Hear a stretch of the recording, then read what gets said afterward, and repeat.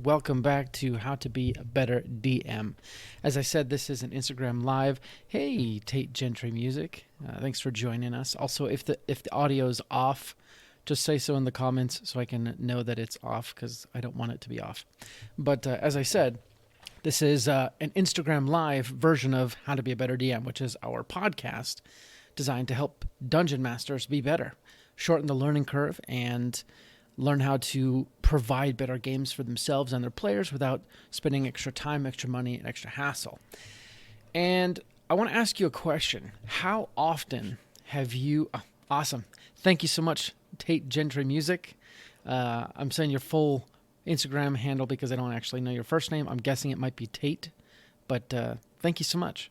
And anyways, back to what I was saying. How often have you been in a D&D game, either as the dungeon master or the player, and thought, wow, things are going kind of slow? Like you hit a dead spot and you start to wonder, why does that happen? Why did it get boring, right? Why did things slow down? Well, that's a great question. And today I'm going to answer how to speed things back up. And hopefully that'll help you understand why they slowed down in the first place. And to start with, I'd like to say that nothing is inherently boring, right?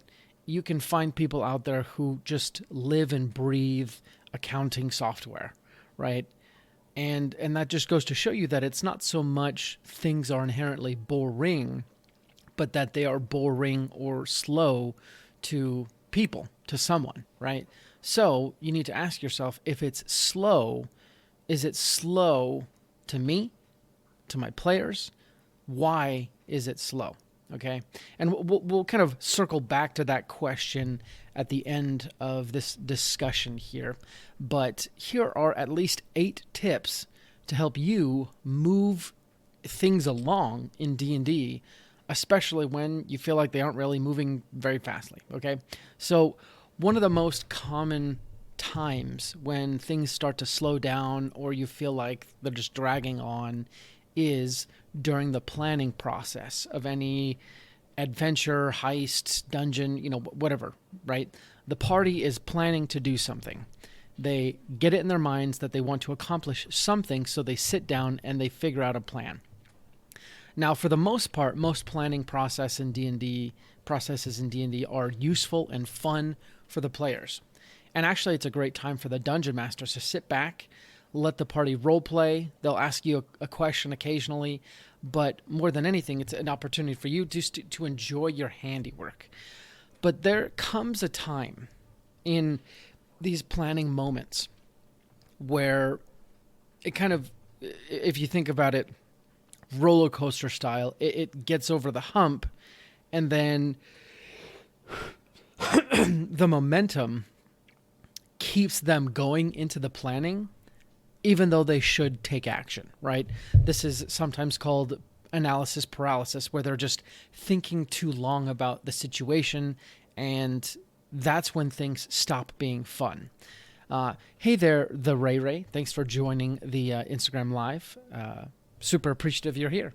But as I was saying, when your party is planning, they can kind of cross this threshold where it's no longer fun, it's no longer productive, and it might be even somewhat circular, right? People might be going around in circles with, okay, are we going to do this? And then someone asks a same question that they asked before, and then they answer that question, but then someone else poses something else, then they answer that question, then someone else asks that previous question again. Things can kind of get derailed. So if you find that the party has been planning too long, introduce some sort of complication. Introduce something that will make them go, whoa, something has changed, right?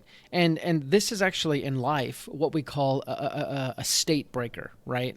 Where you're going on your normal route to work, you're driving just as normally, right? And then you see a car accident, and suddenly all your senses are focused. You see those red lights, the police officers, and you're no longer in routine mode, but instead you're focused and you're taking in every single detail. When your party's planning, right, that might be somewhat routine for them depending on their experience level, but when you introduce some sort of complication, then things become sharp and in focus, and they are attentive and engaged. And one of the easiest complications is that whatever they were planning for happens early, right? Or the bad guys break down the door. In the podcast Writing Excuses by Brandon Sanderson and company, they often talk about this, right? When things get too boring, have the bad guys break down the door. Basically, move up the action to where the party is, wherever they are, so that way they can't plan and they have to react, because when you react, things go much quicker and it's usually a lot more fun. Also, want to say hi to Gunnar J. Hawkins, who just joined, as well as Haras Rafal. Thank you guys for joining the Instagram live. So that's number one. Make sure you interrupt the party's planning when they've been planning too long. Interrupt it with some sort of complication, okay? Number two is when things are slow. Describe something rather trivial, but describe it in a very suspiciously detailed way, right? So if the party is traveling, they're adventuring and moving from one city to another, but the travel itself is taking a bit too long, just say, hey, and on your third day of travel, you see this monolith off in the distance, and it's pretty tall, and as you kind of pass by on your way on the road, you see the sunlight glint off of multiple shiny objects seemingly embedded within the monolith, and the monolith is like a mile away. It's also obsidian black, which is very strange considering all the rock in this area is actually kind of a white sandstone. Anyways, and when you do that, your party's going to kind of perk up and go, wait, what was that? And they'll want to investigate it. As I said before, there's nothing inherently boring. There's only stuff that's boring to people. And if what you're doing is boring or slow, make it fun, okay? Also, another shout out to Eth for Winters. Thanks for joining the Instagram Live. How's it going? Number three, and I already said this a little bit, but if things are going slow, have the bad guys make a move, right? So generally in your campaign, this is more on the grand scheme of things. If your party is kind of going from quest to quest and things aren't really exciting, have the party do something pretty complicated or complicating to the party, right? Have the next quest they do be something where the bad guys instigate it. That's honestly one of the best ways to get your party's buy-in because, well, they are reacting, and when you're reacting, you're on your back foot, which generally increases the tension level. Tip number 4 is jump cut, right? Just skip the boring the boring bits. Jump from the thing that's interesting to the next thing that's interesting. You don't necessarily need to do all of the traveling. You obviously have good taste. I mean, you listen to How to Be a Better DM, after all. We thank you so much for your support. And if you've ever gotten anything useful from How to Be a Better DM, take a minute and rate us and review us on your podcast listening app of choice. It goes a very long way to helping our show help many more dungeon masters out there who are just like you. If you love our content, help others become better dungeon masters too.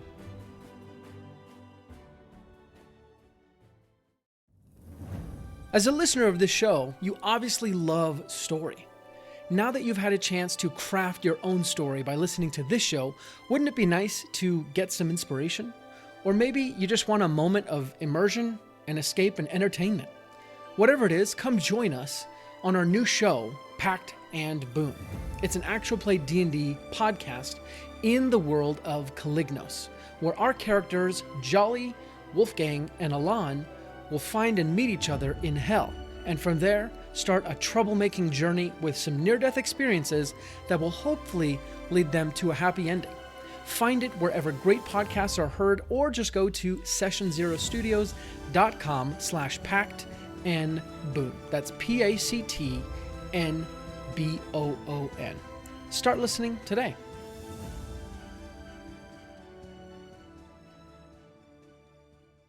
Okay, and actually, that's number 6 entirely. That's number 5 entirely. Skip the boring bits.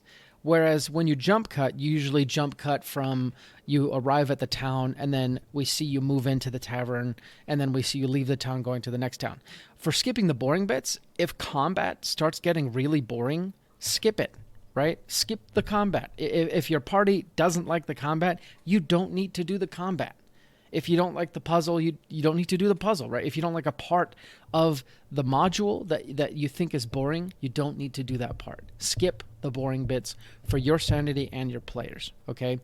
Number 6, in terms of keeping things moving in D&D, is talk with your players. Talk honestly about what they want to see happen in the game, what they're interested in, what sort of power fantasies they want to see revealed or they want to live out in the game, because D&D is interesting. It's really one of the only mediums where you are both performers and audience of the same story. And because you're audience, you get the opportunity to decide what you like about the game. So talk to them. Say, hey, is this current quest line, is this interesting? Because if it's not, move on, right? If your party is bored, ask them. Say, hey, what do you think about this? Like, is this a quest your characters care about? If not, let's do something else. It's honestly a super simple tactic, but it's one of the best ways to make sure that every single session is going in a direction that everyone is happy about. Number 7 is difficult, but it is still a skill that everyone needs to master. In order to keep things moving along, you yourself need to bring the energy. You need to be the pacemaker for how everyone else feels at the table. You need to give gusto to the words you're saying. When someone hits an enemy, you say, and you swing the blade in, lodging it deeply between their ribs. And then move on, right? You bring the energy, and your players will start to register that.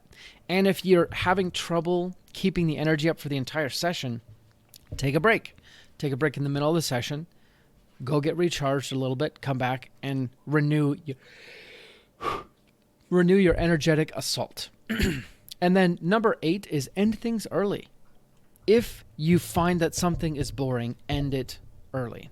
This is actually an interesting story one of my friends read and then shared with me. He said there was a teacher in the East Coast of the United States who was running a D&D club for some elementary school kids and things like that. And he was running it during lunch, and at the end of, not at the end, but he was walking around during this one particular lunch, and he saw this one kid that was running a game where the party was fighting a dragon, and someone would hit the dragon, and the kid was like, "Oh, that's awesome," and then would kind of go on, and the teacher noticed that the kid wasn't really writing anything down, like wasn't writing down health or stats or anything like that. And then afterwards, the teacher asked, like, "Hey, I noticed you weren't keeping track of the dragon's health. How did you know when the dragon was supposed to die?" And the kid responded and said, "The dragon dies when it's no longer fun to slay the dragon." So in combat, if it's boring, then fudge the numbers and say this person has a lot less health than they needed to, and they die. Or they run away, right? They retreat. Make it fun. And if you need to end things early, that's totally fine. There can always be narrative reasons for why you've done that. So also want to just say hi to Additional Lore, who just joined, as well as R. Isturiz. Thank you guys for joining us. Just to recap, these are 8 tips to help you keep things moving along in your D&D game. Number 1, when the party has been planning things too long, introduce some sort of complication. Number 2, describe something trivial in a very detailed way that's somewhat suspicious. Number 3, make the bad guys make a move. Number 4 and 5, do jump cuts and skip the boring bits. Number 6 is talk honestly with your players. Number 7, bring the energy. Number 8, end things early. And now to finish up, I want to talk about why things get boring in D&D. And I think really it all comes down to, like, and this probably is going to sound super simple, probably maybe too simplified, oversimplified, but things get boring in D&D when we don't do things that are interesting to us or someone at the table, okay? And that means you spend too much time doing too many rules or too much crunchy combat, right? That's where things can kind of get boring. If that's not interesting then you need to move on. That necessitates the dungeon master needing to know and understand and comprehend the interests and thoughts and feelings of their players. Obviously, you can't do that without talking to them or knowing them as a person. So part of being a dungeon master is your interpersonal relationships with each player. Now, obviously, that's a very complicated way to say it, but to give you an example of what I mean. So I have a brother-in-law who honestly had struggles in high school. He has ADHD. He wasn't big into reading, right? He just struggled in high school, specifically with the ADHD, right? He couldn't focus on schoolwork, things like that, right? Which is a very common thing to say and see. Now, my brother-in-law, I know him, and I know that he loves video games. He plays video games for hours on end. Now, that's interesting because he can't seem to focus in school for hours on ends, but yet he can focus on one video game for hours on end, the same video game. So what does that tell me? That tells me it's not so much a focus problem as it is an interest and relatability problem. He can't seem to relate whatever he's doing to his future and a better state in the future. So that means that every single one of your players, even if you might think this player is just a naturally unengaged player, there is something that they would engage with. And it's your job as the Dungeon Master to find out what they would engage with. So to sum it all up, engage with your players. As a person. Figure out what interests them, what makes them tick, what moves them forward. Because that is how you are going to figure out what to add into your game to make them engaged, interested, and moving forward with the plot. At the end of the day, it's a game about people. And if you don't know the people at your table, you're going to have a really hard time making a story that fits them and you. So keep things moving along. Make sure you know your players, know yourself, and we'll be back next time with another great handcrafted Instagram Live and or podcast episode. If you want more of this, check out our actual podcast at sessionzerostudios.com. But like I said, thank you all for joining me who joined the Instagram Live. We'll be back another time. And until then, let's go ahead and roll initiative. Brought to you by Session Zero Studios. For more information, visit sessionzerostudios.com.